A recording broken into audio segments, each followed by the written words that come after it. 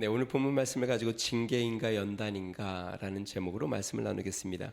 우리 그리스도인의 신앙에서 꼭 알아야 될 것들이 많이 있는데요. 그 중에 하나는 징계와 또 연단을 분별하는 것입니다.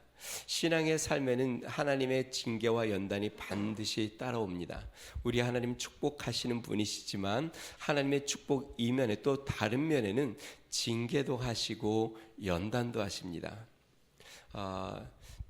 축복의 순간, 영광의 순간은 그렇게 많이 나타나는 것 같지는 않지만 징계와 연단의 순간은 꽤 많은 부분 우리의 삶에 드러납니다.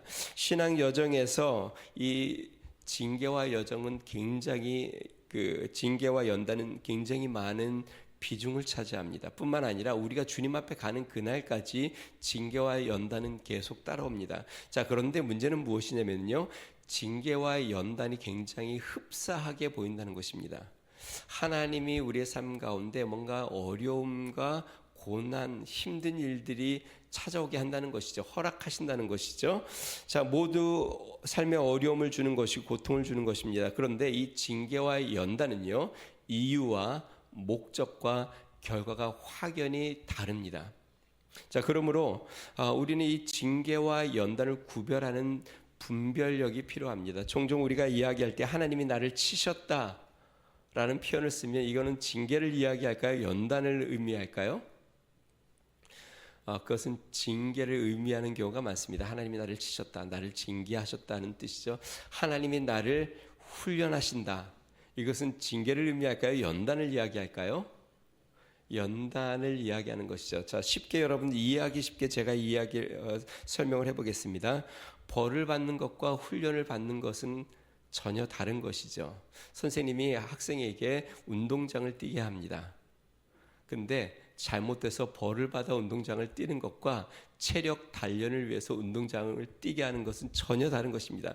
동일하게 힘듭니다. 동일하게 운동장을 뛰면서 헐떡이고 지치고 힘들고 고생스럽습니다. 똑같이 힘든 것인데 벌을 받아 뛰는 것과 체력 단련을 위해서 뛰는 것은 전혀 이유도 다르고 목적도 다르고 결과도 다르죠. 이것은 전혀 다른 것입니다. 신앙생활도 마찬가지입니다. 징계와 연단이 매우 흡사해 보이고 동일하게 힘들고 어려운 과정을 지나는 것 같은데 그 이유가 다르고 목적이 다르고 결과가 다릅니다. 왜 이것을 분별하는 것이 중요하냐면 이것이 징계인지 연단인지를 알아야 그것을 내가 어떻게 받아들여야 하고 어떻게 통과해야 하는지를 깨닫기 때문에 그렇습니다.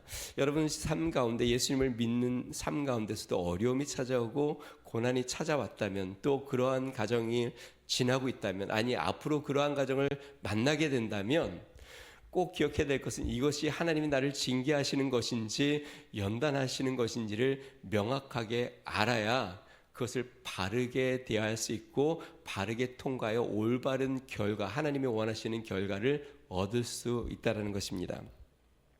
오늘은 사무엘상의 마지막 장입니다. 블레셋이 이스라엘에 쳐들어와서 대대적인 전투가 이루어졌는데요.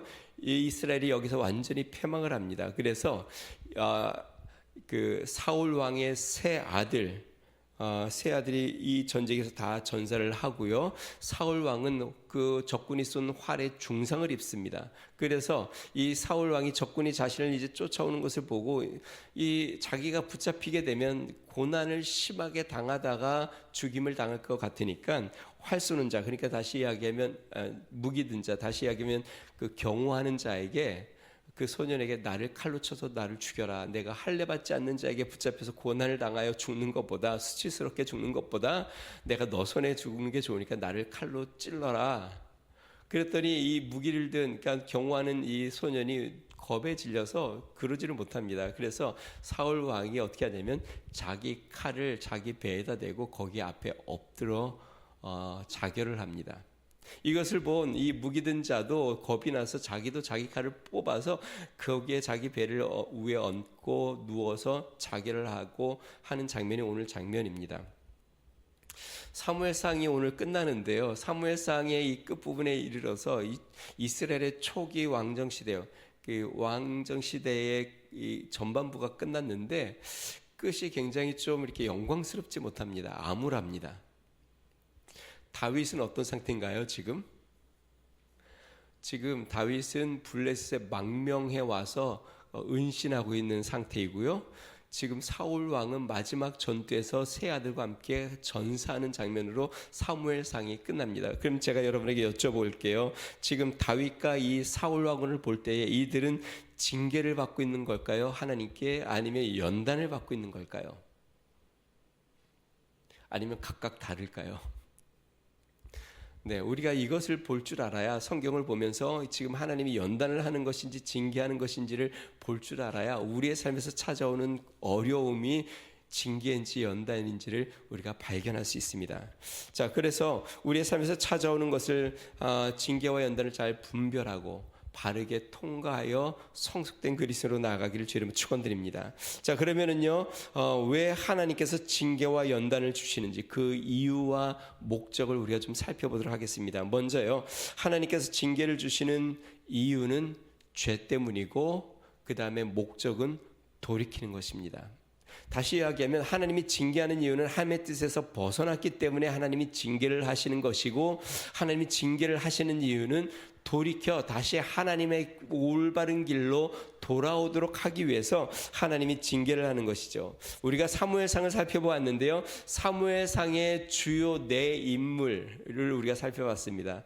제일 먼저 나온 사람은 엘리 제사장, 두 번째 사무엘 선지자, 세 번째 사울 왕, 네 번째 다윗 왕. 이렇게 네 인물이 이 사무엘상의 주된 인물로, 주인공처럼 이 시대에 맞춰서 쭉 펼쳐져 나왔는데요, 이 네 명을 두 부류로 나눌 수 있습니다. 영적으로 보면은요, 엘리 제사장과 사울 왕, 그 다음에 사무엘 선지자와 다윗 왕. 그런데 이 첫 번째 부류 엘리 제사장과 이 사울 왕은요, 연단이 아니라 징계를 받은 사람들입니다.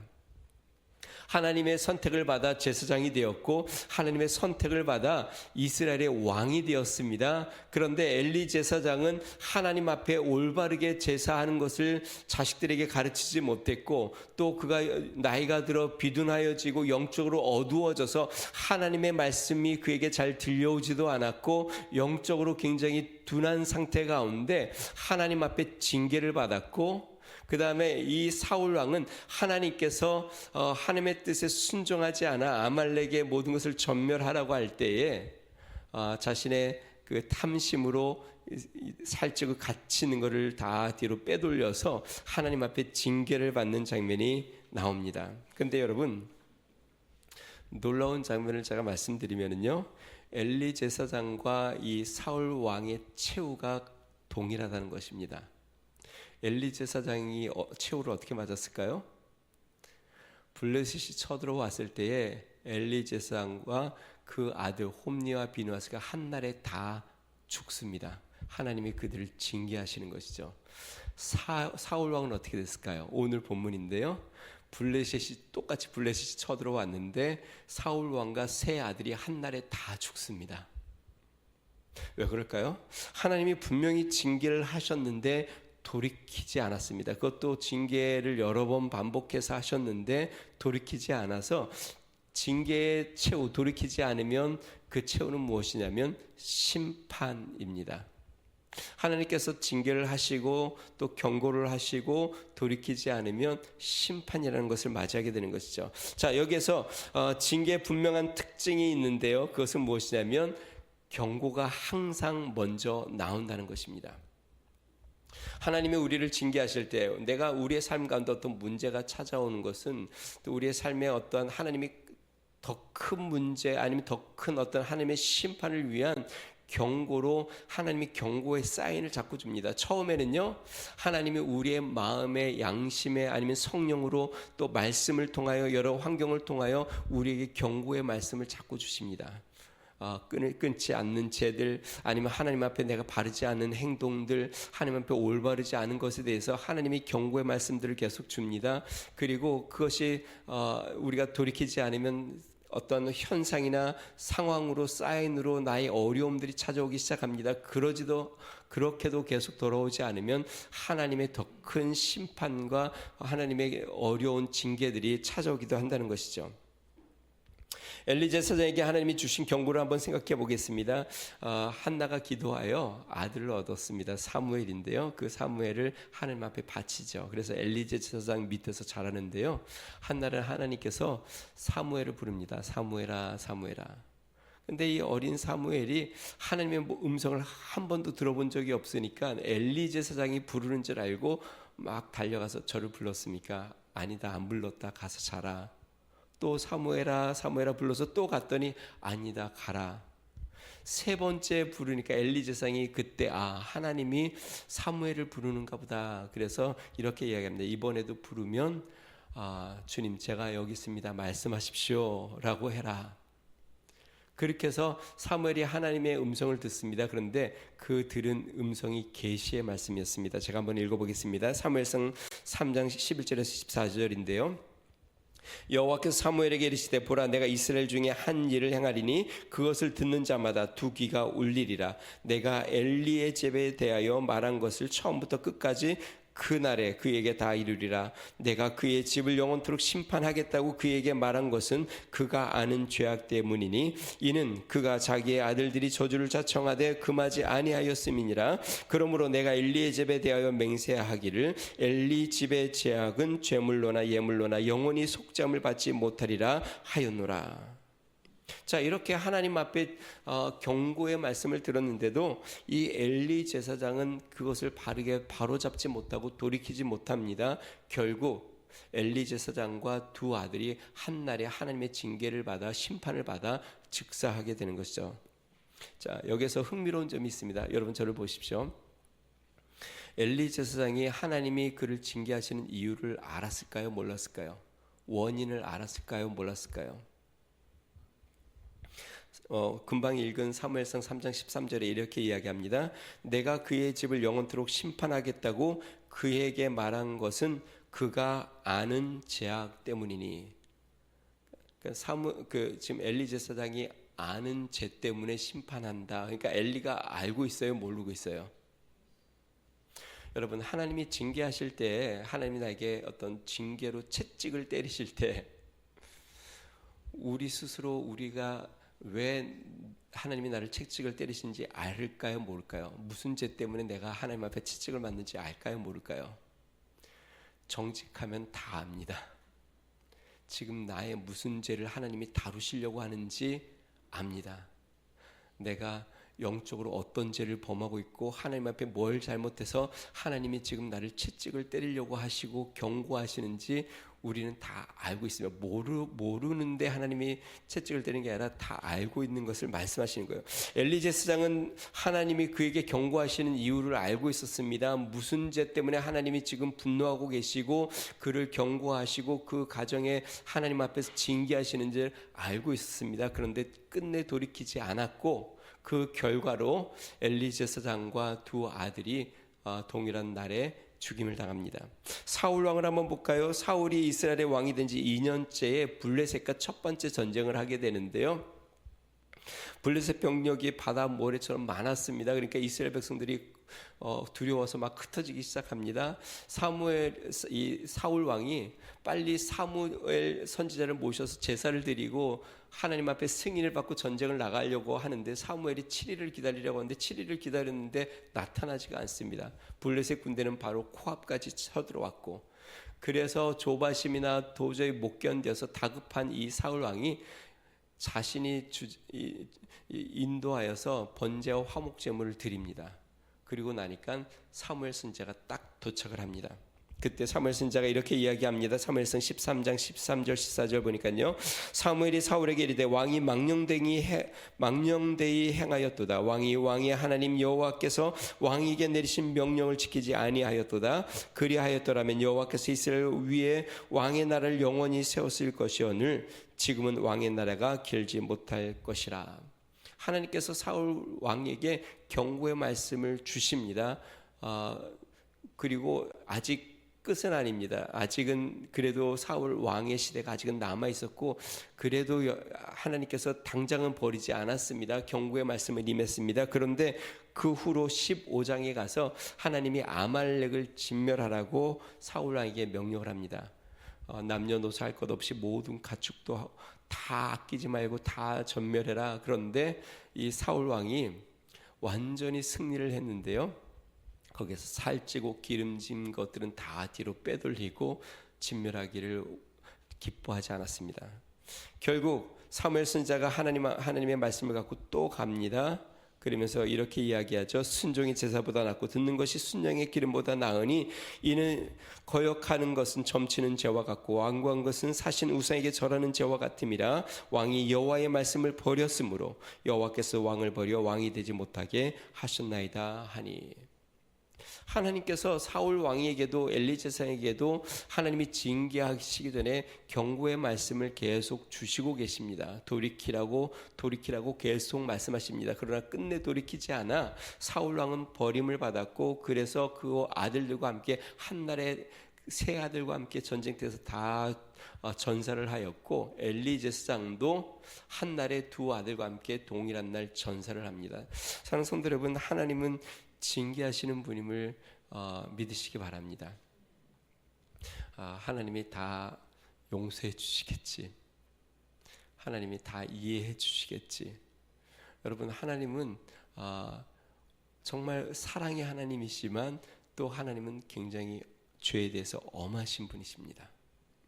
지난주에 우리 안용준 집사님 간증이 굉장히 너무 참 감동이 되고 은혜가 되었습니다. 우리 참 순수했던 그 젊은 시절의 믿음이 되게 도전이 되었고, 저희 아내가 그러더라고요. 야, 어떻게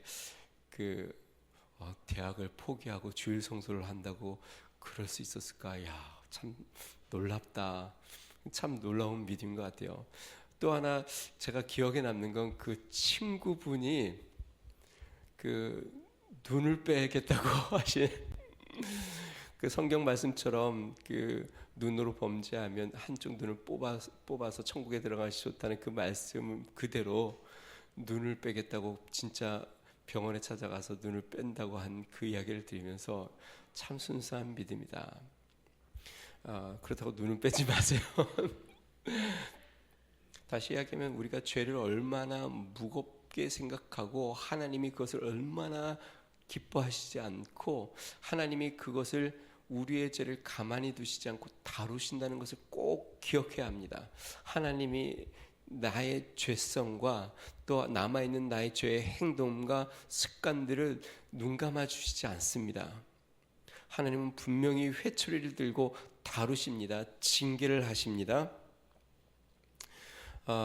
그리고 하나님은 더 큰 심판을 하시기 전에 계속 경고하신다는 것을 기억해야 합니다. 그러므로 사는 성도 여러분, 징계를 만나면, 하나님의 경고를 들으면 그 징계를 가볍게 여기지 말고 하나님 앞에 돌이키는 은혜가 있으시길 바랍니다. 히브리서 기자는 이렇게 이야기합니다. 히브리서 12장 5절 6절 하나님께서 자녀들을 타이르듯 여러분에게 이렇게 격려하신 말씀을 잊었습니까? 내 아들아, 주의 징계를 가볍게 여기지 말며 꾸지람을 떠라도 낙심하지 말아라. 주께서는 자기를 사랑하는 사람을 꾸짖고 나무라시며 그가 아들로 받아들이는 사람을 다 책짓질 하신다. 하나님께서 아들로 받아들인 자들 다 책짓질 한다. 그러니까 징계를 받을 때요, 여러분 여기서 꼭 이제 두 가지는 생각해야 됩니다. 징계를 받으면 성도들이 두 가지 반응을 합니다. 잘못된 반응 두 가지가 나올 수 있는데요. 첫 번째는 가볍게 여기는 것. 하나님의 경고를 아주 그냥 무시하거나 가볍게 여기는 것, 그러지 말아야 되고요. 두 번째, 하나님의 꾸지람에 낙심하는 것. 하나님이 징계를 했더니 그런 자녀들 있잖아요. 부모가 야단을 쳤는데 별로 무겁게 생각하지 않고 들은 척만 척하는 아이. 또 이런 아이들도 있습니다. 부모가 어떤 잘못을 야단을 쳤더니 낙심해서 아무것도 안 하는 아이. 지금 히브리 기자가 두 가지를 다 이야기합니다. 주의 징계를 가볍게 여기지 말며 꾸지람을 듣더라도 낙심하지 말아라. 그러면서 하는 이야기가 무엇이냐면, 하나님이 자녀로 아들로 받아들이는 자마다 책찍질 하신다. 그러니까 하나님은 죄를 다루십니다. 상성들 여러분, 하나님이 여러분의 죄를 다루시는 것을 꼭 기억하시기 바랍니다. 언제까지요? 주님 앞에 가는 그날까지 우리의 모든 죄를 계속 다루실 겁니다. 하나하나. 제가 요번에 침례 받는 분들이랑 쭉 상담을 하다가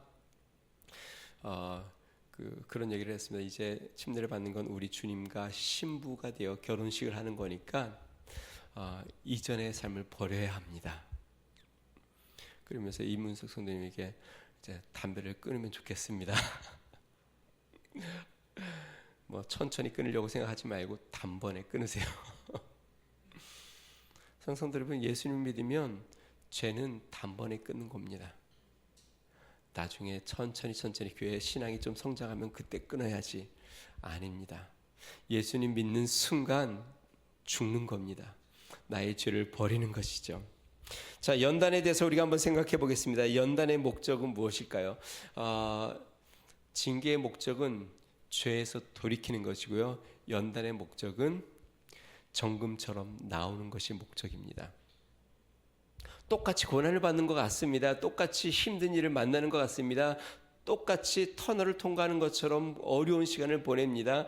그런데 징계는 하나님이 죄에서 돌이키라고 채찍질하는 것이고, 연단은 정금처럼 나오게 하려고 하나님께서 우리를 연단하시는 것이죠. 하나님이 우리를 성도로 부르셨습니다. 그러면 제가 여쭤볼게요. 하나님이 나를 성도로 부르셨는데 그러면 우리가 거룩합니까?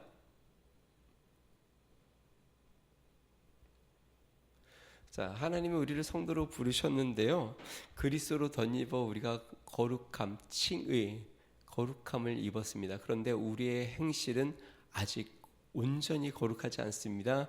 그래서 하나님께서 우리를 온전히 그리스도의 형상을 닮아가는 형상으로 성도로서 온전하게 하기 위해서 연단을 시키는 겁니다. 예를 들어 보겠습니다. 토기장이가 흙 한 덩어리로 자기가 원하는 그릇을 만들려고, 아름다운 그릇을 하나 만들려고 작정을 했습니다. 그래서 많은 흙 중에 한 흙 덩어리를 선택을 했습니다. 자, 그러면 선택을 받았다고 해서 이 흙이 갑자기 그릇이 됐을까요? 선택을 받은 것입니다. 그 많은 흙들 중에 한 덩어리가 선택을 받은 겁니다. 그렇지만 아직 그릇은 안 됐습니다. 토기장이 마음속에 그 흙을 보면서 그릇의 모습을 보고 있습니다. 그 토기장이 마음에는 그릇이 있죠, 이미. 자, 그렇지만 이 흙은 아직 그릇은 아닙니다. 그래서 선택받은 흙을 어떻게 할까요? 깨트리고 채를 해서 불순물을 걸르고 또 깨트리고 또 채를 치고 그 다음에 반죽을 하고 또 불 속에 넣어서 그릇을 만드는 것이죠.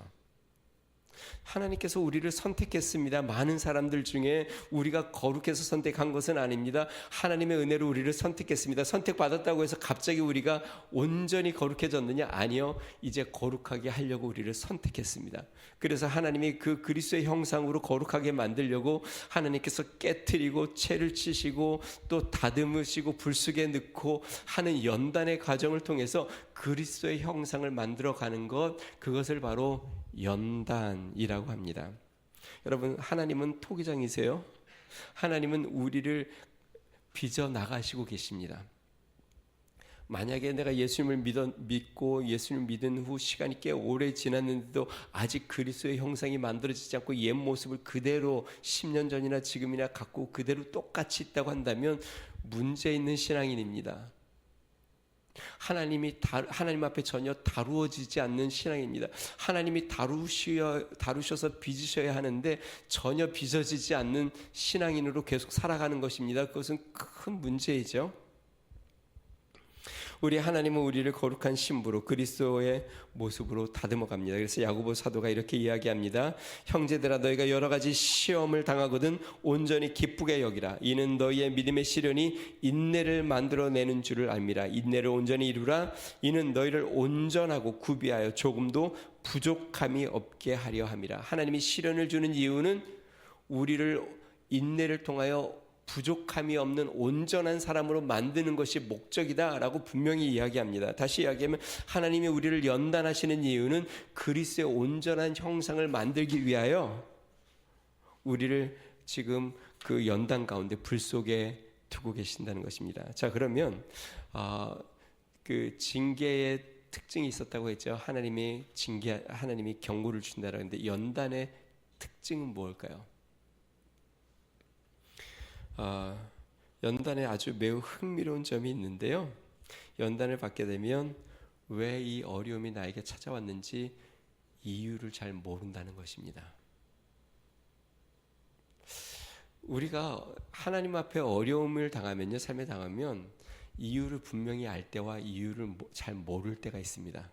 이유를 분명히 알 때는 내 죄가 뭔지 분명히 깨닫고 내가 하나님의 길에서 지금 벗어났다는 걸 분명히 알기 때문에, 그렇기 때문에 이유를 분명히 아는 것이에요. 근데 어떤 고난은요, 왜 이 고난이 나에게 오는지 이유를 잘 모르는 경우들이 있습니다.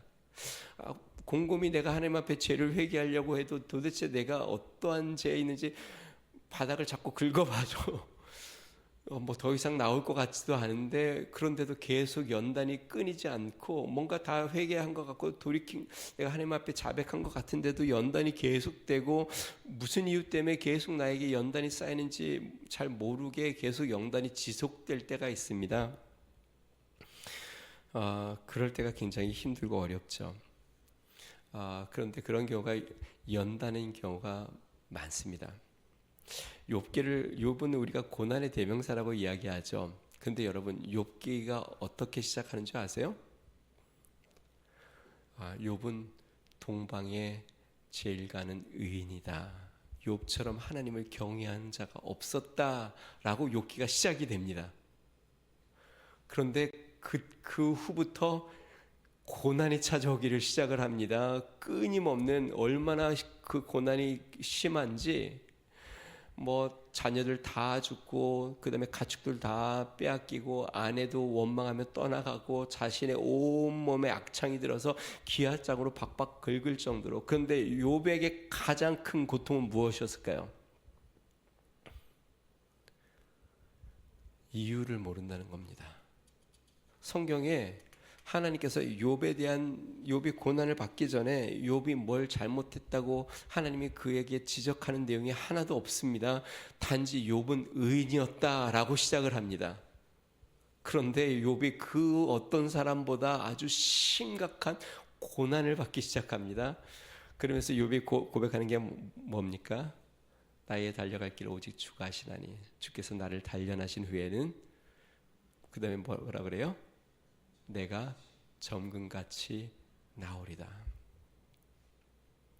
여러분, 연단을 받으면 왜 힘드냐면요, 이유를 잘 모르기 때문에 어렵습니다. 왜 하나님이 나를 이곳에 두시는지, 왜 나의 삶에 이런 고난과 어려움이 찾아오는지 분명한 이유가 잘 보이지 않습니다.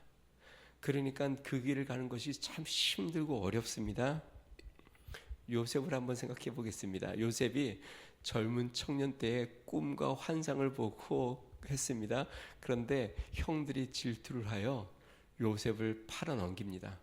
그 후부터 거의 10년 넘게 애굽에 가서 노예로, 그 다음에 또 오해를 받아서 죄수로 그 오랜 기간 동안 연단을 받습니다. 근데 그 전에 욥에 대한 죄가 성경에 나오지 않습니다. 그리고 그 연단 기간에도 요셉의 죄가 나타나지도 않습니다. 왜 받는지는 모릅니다. 그런데 나중에 다 받고 나니까 그 이유를 압니다. 하나님이 이스라엘을 구원하려고 나를 먼저 이렇게 보내셔서 애굽의 총리를 만드시려고 연단하셨다는 것을 요셉이 나중에 압니다. 다윗을 한번 보겠습니다. 여러분, 우리가 사무엘상을 살펴보았습니다. 다윗이 무슨 죄가 있어서 이 10년 동안 지금 피난 생활을 하고 있나요? 죄가 있다면 골리앗을 죽인 것, 만군의 여호와의 이름으로 물맷돌을 들고 나가서 골리앗을 쳐 죽인 것, 그것 때문에 사울 왕의 시기를 받아 그때부터 피난 생활을 지금까지 거의 10여 년 동안 계속 연단을 받고 있습니다. 자, 다윗도 힘든 이유는 무엇일까요? 하나님이 죄를 딱 집어주면 그거를 회개하고 돌이켜서 회복된다면 좋을 텐데 집어주지 않는 게 문제예요. 무슨 원인을 알면 좋겠는데 원인을 잘 모르겠는 게 문제죠. 그래서 성경에는 무고한 고난이 찾아온다고 이야기합니다. 우리 그리스도인에게. 자, 그러면 우리가 꼭 기억해야 될 거요. 여러분, 죄는 하나님의 징계는 우리의 죄를 다루고요. 하나님의 연단은 우리의 마음을 다루십니다. 다시요. 하나님의 징계는 우리의 죄를 다루고 하나님의 연단은 우리의 마음을 다루십니다. 잠언 17장 3절에 이렇게 이야기합니다. 도가니는 은을, 풀무는 금을 연단하거니와 여호와는 마음을 연단하시느니라. 하나님이 우리의 마음을 정금처럼, 우리의 마음을 옥토처럼, 우리의 마음을 용사처럼, 우리의 마음을 하나님의 그 일꾼처럼 담대하고 거룩하게 하려고 우리의 마음을 다루시는 과정을 연단. 근데 그것을 환경을 통하여, 상황을 통하여 우리의 마음을 낮추시고 가난하게 만들고 우리의 마음의 불순물을 제거하고 우리 마음의 세상을 의지하는 것을 다 제거하고 오직 하나님만을 전적으로 신뢰하도록 하나님께서 우리의 마음을 계속 다루시는 것, 이것은 죄의 문제가 아니라 우리의 마음을 순결하고 정금처럼 하려고 하는 과정, 그것을 연단이라고 합니다. 어제 제가 아는 목사님을 만났습니다. 목사님이 요즘 목회가 어떠냐 이런저런 막 얘기를 하다가 그 목사님이 옛날에 개척을 해서 담임을 했을 때 상황을 쭉 얘기를 하더라고요. 처음에 너무 즐겁게 막 이렇게 교회가 아름답게 성장을 하고 성도들도 너무 즐겁게 헌신을 하고 거기에 두 분의 집사님이 너무나도 이 두 가정이 헌신적이었대요. 재정도 이 두 가정이 거의 교회의 전부를 다 재정을 책임졌고 모든 봉사일도 발벗고 나서서 이분들이 그 봉사일을 힘쓰고 그러니까 진짜 그래서 이 목사님이 모세가 아말렉과 전쟁할 때 지팡이 들고 전쟁할 때 양 옆에서 같이 도왔던 자들처럼 마치 이들이 하나님이 주신 내 양옆에 주신 일꾼처럼 하나님이 내 양옆에 주신 기둥과 같은 사람들이라고 늘 교회에서 얘기를 하고 그러셨대요. 근데 새 가족이 와서 새 가족들 이렇게 늘 돌보고 성경 공부도 하고 그러니까 어느 날 이 두 분들이 찾아왔대요. 목사님이 이제 저희를 사랑하시는 것 같지 않다고. 새 가족만 늘 관심 갖고 우리는 이제 돌보시지 않는 것 같다고. 안수 집사로 안수를 했는데 그러더니 두 가정이 떠나더래요. 그때부터 교회 안에 균열이 생기기 시작하더니 어려움이 막 찾아왔더란 거예요. 돌이켜봤더니 하나님이 사람을 의지하는 마음을 제하시려고 정말 기둥같이 의지했던 사람들을 빼가신 것 같더래요. 여러분, 목회자들에게도 연단이 옵니다. 하나님께서 목회자의 마음을 순수하게 하나님만을 신뢰하고 하나님만 의지하고 또 높아진 마음을 낮추시고 겸손하게 하시고 또 두려운 마음을 담대하게 하시고 하나님의 마음을 단련하여서 연단시키려고 이 연단의 과정을 주시는 것이죠. 그것은 어떤 특별히 내가 버려야 될 죄라기보다는 마음을 순결하게 하기 위한 연단의 과정을 하나님이 보내주신 것이죠. 사랑하는 여러분, 우리가 이 모든 것에서 꼭 기억해야 될 것을 다시 한번 이야기하면요, 징계와 연단은 모든 그리스도인에게 올까요, 안 올까요? 안 오면 그리스도인이 아닙니다. 정말 내가 참된 그리스도인이라면 분명하게 징계가 오고 연단이 찾아옵니다.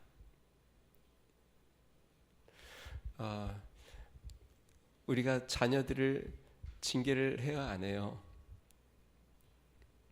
또 자녀들을 바르게 또 연단도 하잖아요. 뭘도 맡기기도 하고 시키기도 하고 성장되게 하기 위해서 가르치잖아요. 자녀가 아니면 징계할 필요도 없고 남의 집 아이가 잘못한다고 해서 내가 그 아이를 꾸짖을 필요도 없고 그 아이를 내가 가르쳐서 얘가 성숙되게 해야 되겠다는 생각도 갖지 않죠. 그러나 자녀라면 만약에 자녀를 그냥 가르치지 않고 징계하지 않는다면 방치하는 것이죠. 그러면 올바른 부모가 아니죠. 우리 하나님은 우리의 선한 부모요, 올바른 부모입니다. 그렇기 때문에 하나님이 우리를 징계하시고 연단하십니다. 성경은 이렇게 이야기합니다. 히브리서 12장 6절 징계에 대해서요. 주께서 그 사랑하시는 자를 징계하시고 그가 받아들이시는 이마다 채찍질 하심이라. 하나님이 사랑하는 자를 징계하시고 하나님이 받아들이는 자마다 하나님이 채찍질 하신다. 그러니까 채찍질이 없으면 하나님이 나를 정말 사랑하는 게 맞나 생각해 봐야 합니다. 하나님이 나를 사랑하기 때문에 징계도 하시고 채찍질도 하십니다. 연단에 대해서 한번 생각해 볼까요? 연단은 이렇게 이야기합니다. 베드로전서 4장 12, 13절 사랑하는 자들아 너희를 연단하려고 오는 불시험을 이상한 일 당하는 것 같이 이상히 여기지 말고 오히려 너희가 그리스도의 고난에 참여하는 것으로 즐거워하라. 이는 그의 영광을 나타내실 때에 너희로 즐거워하고 기뻐하게 하려 함이라. 그러니까 불시험 만나는 이 불시험을 이상히 여기지 말라. 당연히 와야 할 것이 왔다는 것을 기억하라. 징계를 만나면 죄에서 돌이켜야 하고 연단을 만나면 인내해야 합니다. 징계에서 돌이키지 않으면 하나님의 마지막 심판이 임하고 연단에서 돌이키지 않으면 하나님 앞에 정금처럼 다루어지지 않아 성장되지 않습니다. 우리는 하나님 앞에 정금처럼 나오는 신앙인이 되시기를 주 이름 축원드립니다. 앞부분에 제가 물어봤습니다. 그 사울과 다윗 그들은 징계를 받는 걸까요? 연단을 받는 걸까요? 사울은 징계를 받았고 다윗은 연단을 받았습니다.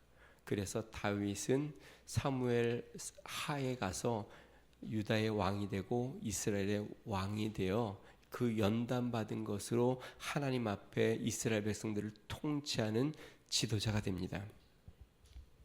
마지막 예화 하나 들고 마치겠습니다. 어느 날 부흥사인 무디 목사님에게 한 여자 교인이 찾아왔습니다.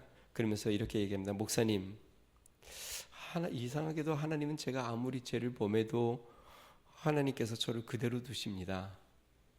그러면서 이 여인이 이렇게 얘기를 해요. 이런 거 보면 하나님이 안 계신 게 분명한 것 같아요. 그러니까 내가 죄를 져도 나를 항상 그대로 두니까 하나님이 안 계신 것 같아요. 그랬더니 이 무디 목사님이 이 여인을 진지하게 바라보면서 이렇게 얘기합니다. 부인은 지금 스스로 그리스도인이 아니라는 사실을 증명했습니다. 그때 이 여인이 깜짝 놀라요. 아니요, 내가 여태까지 이렇게 오래 교회를 출석했는데 왜 제가 그리스도인이 아닙니까? 그때 무디 목사님이 이 여인에게 이렇게 덧붙였습니다. 부인이 정말 그리스도인이라면 하나님은 당신을 그대로 두실 리가 없습니다. 여러분, 정말 여러분 참된 그리스도인이 맞습니까? 하나님이 여러분의 죄의 문제를 다루십니까? 하나님이 여러분의 마음을 연단하고 계십니까? 그게 없다면 참된 그리스도인지 의심해 봐야 합니다. 하나님이 나의 죄에 대해서 자꾸 찔리는 마음을 주고 경고의 말씀을 주신다면 그것은 하나님이 지금 징계하고 있는 것이고 경고하고 계신 것입니다. 왠지 이유는 모르지만 하나님이 나의 삶 가운데 내가 하나님을 바라보고 있고 하나님을 의지하고 있고 하나님을 찾고 있는데도 삶의 어려움이 계속 찾아오고 이유를 모를 어려움의 문제가 자꾸 찾아온다면 하나님은 여러분의 마음을 연단하고 계시는 겁니다. 이것을 깨달아 여러분 징계는 달게 받고 연단은 인내하시기를 주님 축원드립니다. 그래서 죄는 점점 죄를 버리고 또 우리의 마음은 그리스도의 마음을 닮아 그리스도의 형상을 이루어 그리스도의 장성한 분량까지 나아갈 수 있는 믿음의 성도 되시기를 주님 축원드립니다. 우리 같이 한번 기도하겠습니다. 우리는 사무엘상에서 4명의 인물을 봅니다. 엘리제사장과 사울 왕은 하나님의 징계를 받았지만 돌이키지 않아 그들의 최후가 비참했습니다. 사무엘은 분명히 하나님 앞에 바로 섰는데 그의 삶에 많은 연단이 찾아와 고난 가운데 들어왔습니다. 그러나 우리는 성경을 통하여 그의 결말을 알고 있습니다. 사랑하는 성도 여러분, 혹시 이유를 알지 못하는 고난이 찾아온다면 하나님이 내 마음을 다루신다는 것을 기억하시기를 바랍니다. 정금처럼 만드시고 하나님 앞에 온전한 그리스도의 형상을 이루시기 위하여 하나님이 나를 빚어가신다는 믿음을 갖고 인내하며 기뻐하시기를 주님 축원드립니다. 혹시 하나님이 내 마음에 찔리는 죄를 말씀하신다면 돌이켜야 합니다. 죄와 함께 살 수 없습니다. 우리 하나님은 우리의 죄를 다루시는 분이 하나님 앞에 회개하고 우리의 죄를 고백하며 주님 앞에 바로 서게 해달라고 우리 이 시간에 같이 한번 기도하겠습니다.